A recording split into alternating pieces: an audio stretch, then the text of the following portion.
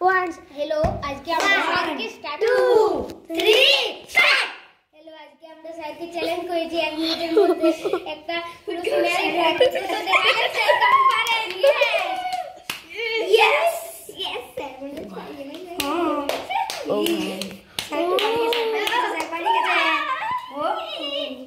বলে sir drawing sir আপনাকে 1 minute time